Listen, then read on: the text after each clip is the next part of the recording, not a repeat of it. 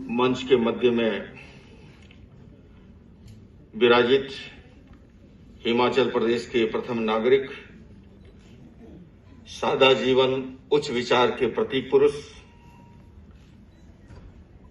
माननीय राज्यपाल श्री, विद्वत्ता और विनम्रता की पराकाष्ठा भाई बालमुकुंद पांडे जी, युवा तोमर जी और मेरे से पूर्व अभी जिन्होंने हिंदू राष्ट्र पे बहुत ही श्रेष्ठ ग्रंथ लिखा, ऐसे लेखक महाशय और संगठन के आईएनए की ओर से उपस्थित, और साथ ही साथ मैं साधुवाद दूंगा करुणा फाउंडेशन को, उसने हम सब पर करुणा की और एक श्रेष्ठ कार्यक्रम के अंदर मिलने का सौभाग्य और अवसर मिला। बंधुओं और बहनों, अंधकार है वहां जहां आदित्य नहीं है और मुर्दा है वह देश जहां साहित्य नहीं है।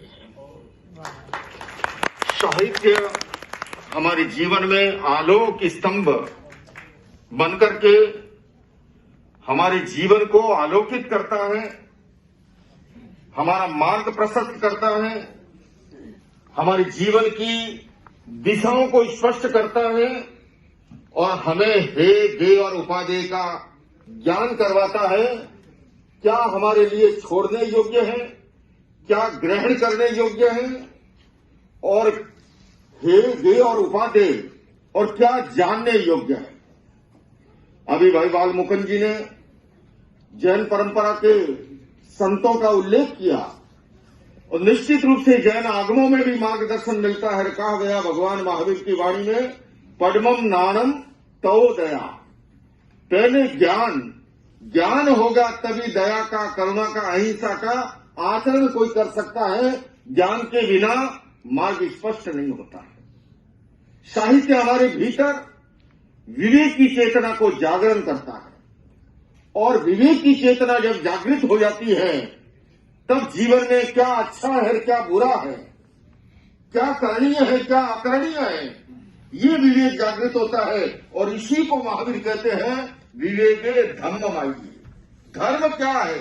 जीवन में विवेक की चेतना का जागरण। मैं समझता हूं ये जितने भी साहित्यकार यहां उपस्थित हैं, मैं उन्हें इस बात के लिए बधाई और साधुवाद देना चाहूंगा। भाई बालमुकुंद जी ने जैसा कहा, जैन संतों का मुझे गौरव है इस बात का। इस सभा में जैन संत ही नहीं, एक श्रेष्ठ जैन श्रावक भी हैं जिन्हें हम सभी डॉक्टर अमित राय जैन के रूप में जानते हैं। इन्होंने साहित्य पर और खासकर अनुसंधान पर जो कार्य किया है, वास्तव में वो बहुत सराहनीय है। मैं आप सभी साहित्यकारों को, क्योंकि मैं इसलिए साधुवाद देना चाहता हूं, एक संत होने के नाते, बात सरल बलिदान कठिन है, पतन सहज उत्थान कठिन है। बात सरल बलिदान कठिन है, पतन सहज उत्थान कठिन है। गाता है खंडर का हर पत्थर, ध्वंस सरल निर्माण कठिन है। तो आप जो निर्माण में लगे हैं, जो सृजन में लगे हैं, जो उत्थान में लगे हैं, मैं इस अवसर पर केवल इतना ही कहूंगा, जैन साहित्य में 5 प्रकार का स्वाध्याय के 5 प्रकार बताए गए। वाचना, परीक्षणा, परिवर्तना, अनुप्रेक्षा और धर्म कथा। बंधुओं और बहनों, आज अपेक्षा है मैं अधिक विस्तार में नहीं ले जाऊं। ये स्वाध्याय जो है इसके 2 अर्थ होते हैं। एक है स्वाध्याय सद साहित्य का पठन पाठन, दूसरा स्वाध्याय का अर्थ बनता है हम अपना आत्मावलोकन करना सीखें, आत्मचिंतन करना सीखें, आत्म प्रतिलेखन करना सीखें, और हमें ये सब साहित्य से मिलता है। और मेरे दादा गुरु कहा करते थे, साहित्य के लिए, व्याकरण के लिए बालमुकुंद जी इतिहास का लेखन के कार्य में लगे हैं। मुझे पता है वो कितना जटिल कार्य है, कितनी बड़ी वो तपस्या है, कितनी बड़ी वो साधना है। और मेरे दादा गुरु कहा करते थे कि व्याकरण कब आती है, साहित्य का मर्मज्ञ कब बनता है? खान पान सब ही तजे और निष्ठे मान्य मरण, गोची कूली करतो रहे जग आवे व्याकरण। खान पान सब ही तजे। जीवन के अंदर अगर श्रेष्ठ साहित्य को अगर लिखना है, मुझे आज भी याद है डॉक्टर APJ अब्दुल कलाम भारत के राष्ट्रपति, और उनके साथ मुझे काफी साथ बैठने का, कार्य करने का, इवन की दर्जनों कार्यक्रम साथ करने का अवसर मिला।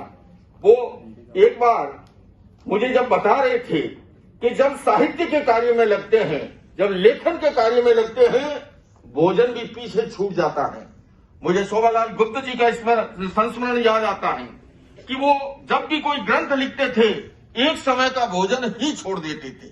मैं समझ सकता हूं कि बालमुकुंद जी जो कार्य कर रहे हैं, खान पान सब ही तजे और निष्ठे मांडे मरण, गोची पूली करतो रहे तब आवे व्याकरण। ये गोची पूली क्या? गोची घोकना, ची चितारना, पू प्रश्न करना, क्वेश्चन करना, प्रश्न करना, जिज्ञासा, और लिखना जब लेखन करता है, गोची पूली करतो रहे जद आवे व्याकरण। मैं पुणे करुणा फाउंडेशन को, उनके तमाम पदाधिकारियों को और खास करके मेरे नाम राशि भाई लोकेश शर्मा जी को बधाई देना चाहता हूं और उन्हें साधुवाद देना चाहता हूं कि उन्होंने इतने श्रेष्ठ कार्यक्रम के अंदर हम सबको जोड़ा। तो बंधुओं और बहनों में इतना ही कहूंगा, जब माननीय राज्यपाल श्री बैठे हैं, हम अभी उनको सुनेंगे कि आओ मिलकर बैठे आपस में बात करें, आओ मिलकर बैठे आपस में बात करें, 4 कदम ही सही चलने का साथ करें। यूं तो दूरी से दूरी बढ़ती जाएगी, कभी तो हम खुद से खुद की मुलाकात करें। इन्हीं शब्दों के साथ पुनः एक बार मैं इस करुणा फाउंडेशन द्वारा इंद्रप्रस्थ साहित्य महोत्सव 2022 के लिए बहुत बहुत शुभकामनाएं और साधुवाद के साथ ओम अरहम। पूजनीय लोकेश मुनि जी का बहुत बहुत धन्यवाद। समय अभाव देखते हुए 3 दिन हमारे